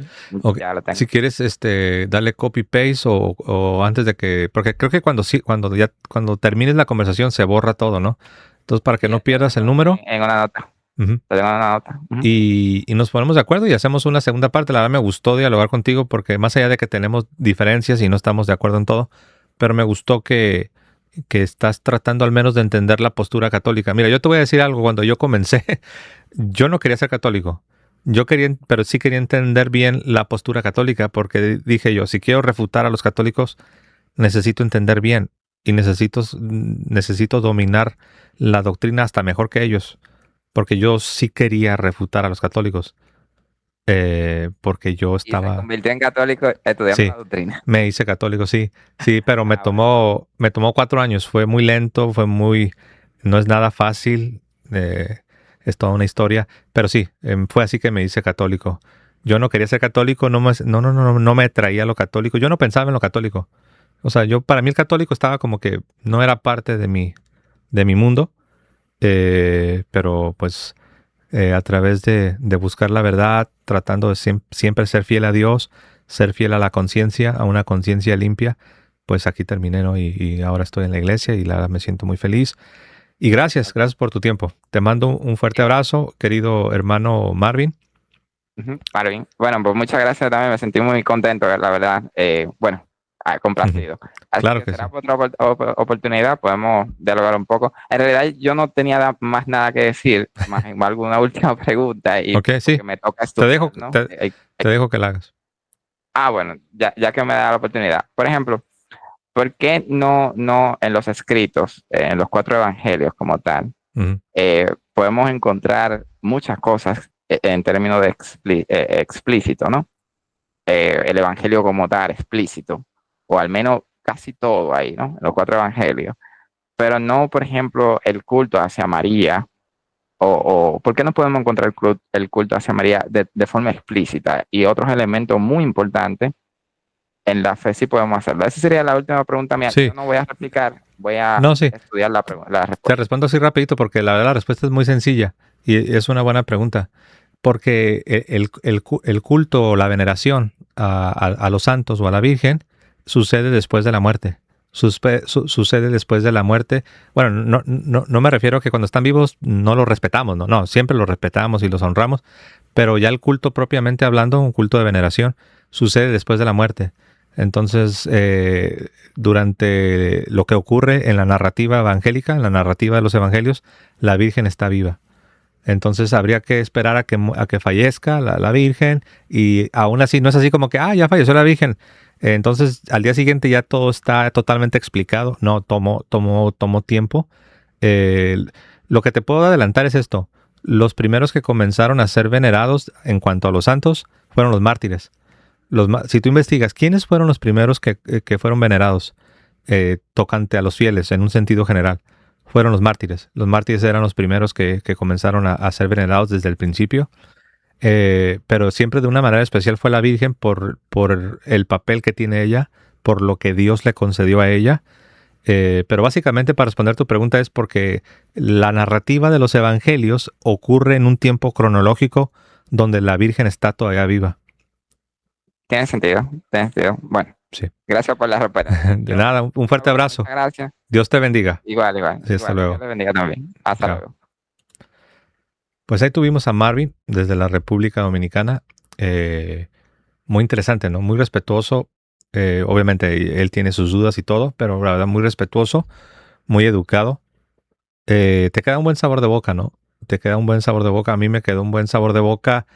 Obviamente él es pentecostal y obviamente yo tampoco estoy de acuerdo con todo lo que él cree, pero sí me dejó con un buen sabor de boca. Me dejó con un buen testimonio. Eso es bueno.